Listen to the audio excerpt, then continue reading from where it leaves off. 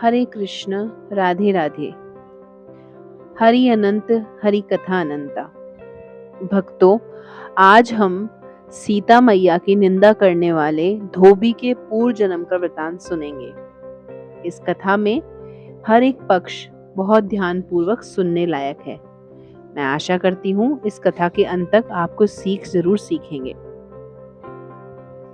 मिथिला नाम की नगरी में महाराज जनक राज्य करते थे। उनका नाम था सीरध्वज।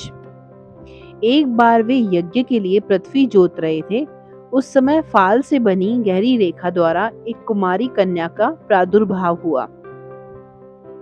रति से भी सुंदर कन्या को देखकर राजा को बड़ी प्रसन्नता हुई और उन्होंने उस कन्या का नाम सीता रख दिया। परम सुंदरी सीता एक दिन सखियों के साथ उद्यान में खेल रही थी। वहां उन्हें एक शुक पक्षी का जोड़ा दिखाई दिया जो बड़ा मनोरम था। वे दोनों पक्षी एक पर्वत की चोटी पर बैठकर इस प्रकार बोल रहे थे।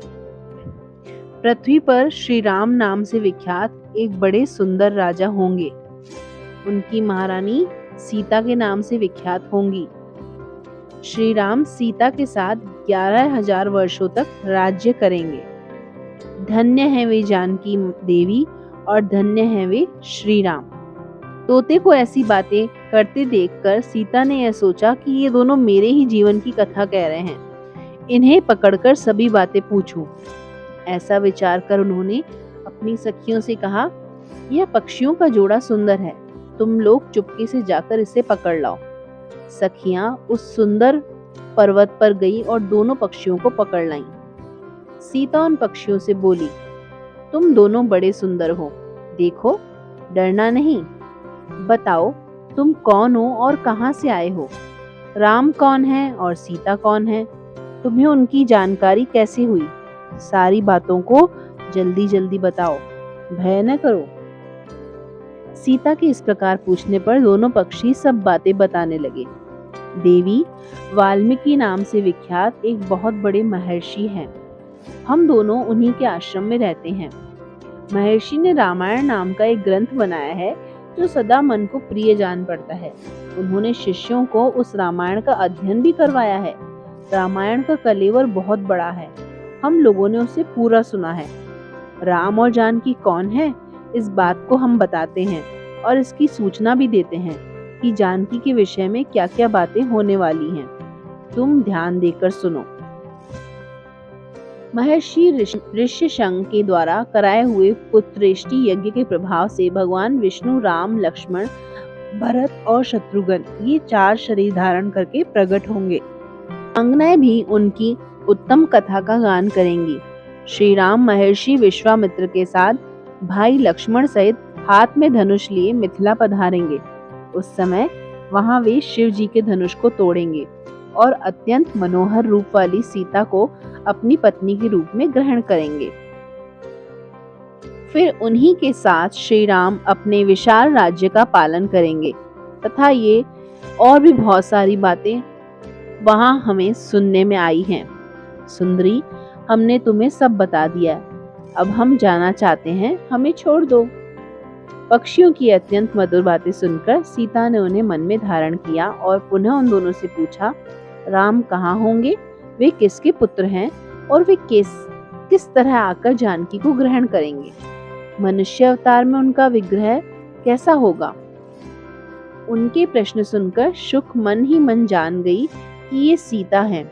उन्हें पहचानकर वह सामने आकर उनके चरणों पर गिर पड़ी और बोली, श्री रामचंद्र का मुख कमल की कली के समान सुंदर होगा। नेत्र बड़े खिले हुए, नासिका ऊंची पतली और मनोहारिणी होगी।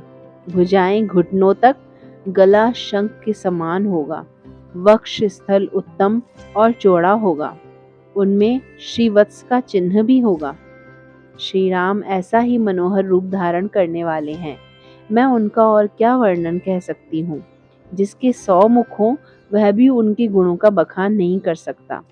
फिर हमारे जैसे पक्षी की क्या बिसात है देवी। वे जानकी देवी धन्य है जो श्री रघुनाथ जी के साथ शीघ्र ही हजारों वर्षों तक प्रसन्नता पूर्वक विहार करेंगी। परंतु सुंदरी, तुम कौन हो? पक्षियों की बातें सुनकर सीता अपने जन्म पर चर्चा करती हुई बोली, जिसके लिए तुम जानकी कह रहे हो, वह जनक की पुत्री मैं ही हूँ। श्री राम जब यहाँ आकर मुझे स्वीकार करेंगे, तब भी मैं तुम दोनों को छोड़ूंगी। तुम्हारी इच्छा अनुसार खेलते हुए मेरे घर में तुम सुख से रह सकते हो। यह सुनकर शुकी ने जानकी से कहा, साध्वी, हम वन के पक्षी हैं, हमें तुम्हारे घर में सुख कहाँ मिलेगा? मैं गर्भिणी हूँ, अपने स्थान पर जाकर अपने बच्चा पैदा करूंगी, उसके बाद फिर यहाँ आ जाऊंगी। उसके ऐसे कहने पर भी सीता ने उसे नहीं छोड़ा। तब उसके पति ने कहा, सीता, मेरी भार्या को छोड़ दो, यह गर्भिणी है। जब यह बच्चों को जन्म दे लेगी, तब इसे लेकर तुम फिर अपने पास आ जाना, या मैं इसे लेकर तुम्हारे पास आ जाऊंगा। तोते के ऐसा कहने पर जानकी ने कहा, महामते, तुम आराम से जा सकते हो, मगर यह मेरा प्रिय करने वाली है, मैं इसे अपने पास बड़े सुख से रखूंगी। जब सीता ने उस शुकी को छोड़ने से मना कर दिया, तब वह पक्षी अत्यंत दुखी हो गया। उसने करुणायुक्त वाणी में कहा, योगी, जो लोग बात कहते हैं वह सत्य ही है। किसी से कुछ न कहें, मौन होकर रहें, नहीं तो उन्मत्त प्राणी और अपने वचन रूपी दोष के कारण ही बंधन में पड़ता है। यदि हम इस पर्वत के ऊपर बैठकर वार्तालाप न करते, तो हमारे लिए बंधन कैसे होता? इसलिए मौन ही रहना चाहिए। इतना कहकर पक्षी पुनः बोला, सुंदरी, मैं अपनी इस भार्या के बिना जीवित नहीं रह सकता, इसलिए इसे छोड़ दो। सीता, तुम बहुत अच्छी हो, मेरी प्रार्थना मान लो।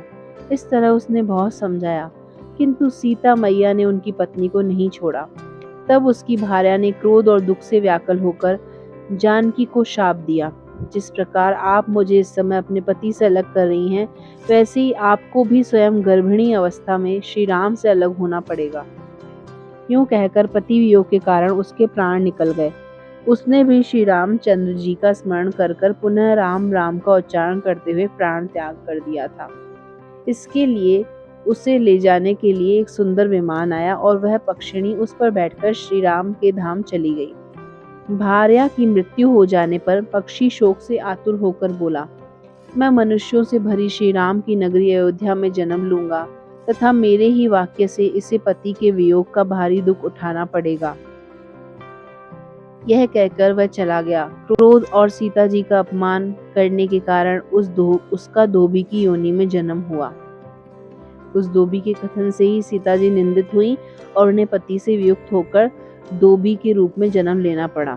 धोबी के रूप में उत्पन्न उस तोते का शाप ही सीता का पति से विछोह का कारण हुआ और वे वन में गईं। जय जय श्री राधे श्याम। मित्रों, इस कहानी से हमें यह सीख मिलती है कि हमें अपने जीवन में अपने व्यवहार और अपनी भावनाओं का संतुलन रखना कितना आवश्यक है, क्योंकि कभी किसी के दुख का कारण यदि हम बन गए, तो जाने अनजाने ही हम ऐसे कार्मिक में बंध जाते हैं जो हमारे जीवन में या भविष्य में दुख का कारण बन सकता है। आपको यह कथा कैसी लगी, मुझे जरूर बताइएगा। जय जय श्री राधे श्याम।